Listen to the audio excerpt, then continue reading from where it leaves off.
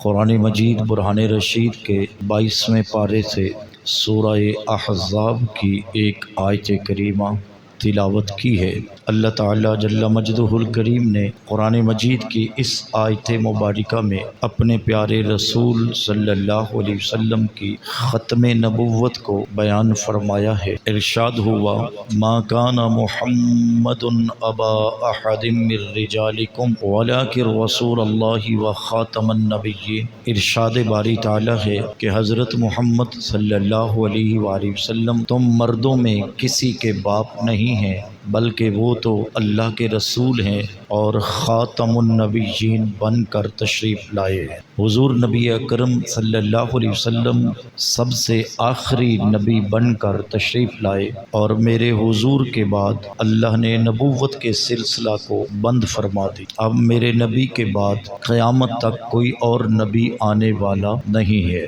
اگر کوئی شخص نبی ہونے کا دعویٰ کرے تو وہ جھوٹا ہے، کذاب ہے، اور اس کو نبی ماننے والا شخص کافر ہے، بلکہ جو اس کے کفر پر شک کرے وہ بھی دائرہ اسلام سے خارج ہے، اس لیے کہ اللہ نے اپنے پیارے نبی صلی اللہ علیہ وسلم کی ختم نبوت کا اعلان قرآن مجید کے اندر خود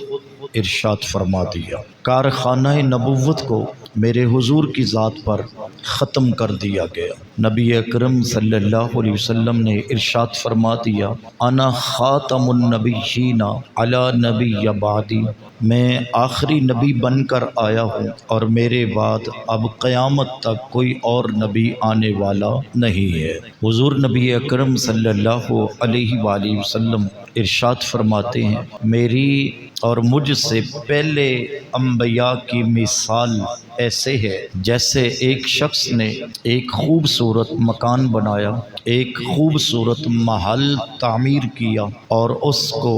ہر طرف سے سجا دیا، لیکن اس کے ایک کونے میں ایک اینٹ کی جگہ باقی چھوڑ دی۔ لوگ آ کر اس کو دیکھتے ہیں، اس کے ارد گرد گھومتے ہیں اور دیکھنے کے بعد کہتے ہیں کہ مکان بہت خوبصورت ہے، محل بہت سونا ہے، لیکن یہ اینٹ کی جگہ کیوں چھوڑی گئی؟ اور ارشاد فرمایا سن لو، وہ نبوت کی آخری اینٹ میں ہوں، میرے آنے پر اللہ نے نبوت کا سلسلہ مکمل فرما دیا۔ اب میں آخری نبی بن کر آیا ہوں، میرے بعد اب کوئی اور نبی بن کر آنے والا نہیں ہے۔ حضرت ثوبان رضی اللہ تعالی عنہ فرماتے ہیں رسول کریم صلی اللہ علیہ وآلہ وسلم نے ارشاد فرمایا بے شک میرے رب نے میرے لیے تمام روئے زمین کو لپیٹ دیا، اس کے مشرقوں کو اور مغربوں کو میں نے دیکھ لیا، اور ارشاد فرمایا عن قریب میری امت میں 30 لوگ آئیں گے جو نبی ہونے کا دعویٰ کریں گے اور وہ جھوٹے ہوں گے۔ ان میں ہر ایک گمان کرے گا کہ میں نبی ہوں، حالانکہ وہ نبی نہیں ہوگا، وہ جھوٹا ہے، اس لیے کہ میرے رب نے مجھے خاتم النبیین بنا کے بھیج دیا ہے۔ ایک اور حدیث مبارکہ آپ کے سامنے پڑھنا چاہوں گا۔ حضور نبی اکرم صلی اللہ علیہ وآلہ وسلم نے ارشاد فرمایا میرے رب نے مجھے پہلے تمام نبیوں سے 6 وجوہات پر فضیلت عطا فرمائی۔ آسان یہ ہے کہ حضور فرماتے ہیں 6 باتیں ایسی ہیں، 6 فضیلتیں ایسی ہیں، 6 شانیں ایسی ہیں جو اللہ نے مجھ سے پہلے کسی نبی اور رسول کو عطا نہیں کی، وہ صرف اور صرف میں محمد کو ہی عطا کی گئی۔ ان میں ارشاد فرمایا میرے رب نے مجھے جامع کلمات عطا فرما کے بھیجا، میرے رب نے مجھے جامع کلمات عطا کر کے بھیجا ہے۔ دوسری بات ارشاد فرمائی کہ میرے اللہ نے میری روب سے مدد کی ہے، میرا دشمن ابھی 1 ماہ کی مسافت پہ ہوتا ہے کہ اللہ اس کے سینے میں محمد کا روب ڈال دیتا ہے۔ اور تیسری بات ارشاد فرمائی میرے لیے مال غنیمت کو حلال کر دیا گیا، جبکہ مجھ سے پہلے کسی نبی اور رسول پر یہ جائز نہ رہا۔ پانچویں بات، چوتھی بات ارشاد فرمائی، اللہ نے تمام روئے زمین کو میرے لیے پاک فرما دیا، نماز کی جگہ بنا دیا۔ پہلی امتوں کے لیے یہ تھا، جب نماز کا وقت ہوتا تو مخصوص جگہ پہ جا کے نماز پڑھنی ہوتی، جو نماز کے لیے جگہ بنائی گئی، لیکن ارشاد فرمایا میرے رب نے میرے لیے تمام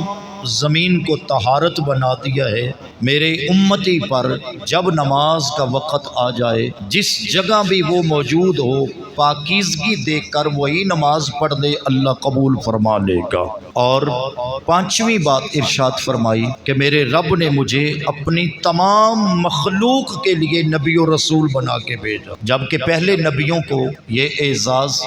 نہیں ملا۔ پہلے جو اتنے بھی نبی تشریف لائے، کوئی نبی کسی خاص قوم کے لیے آیا، کوئی خاص قبیلے کے لیے آیا، کوئی خاص وقت کے لیے آیا، لیکن میرے رسول صلی اللہ علیہ وسلم فرماتے ہیں جب میری باری آئی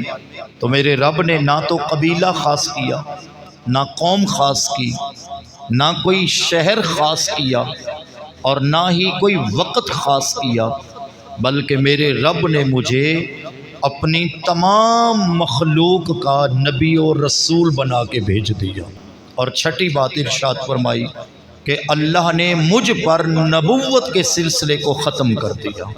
اب میرے بعد کوئی اور نبی آنے والا نہیں ہے۔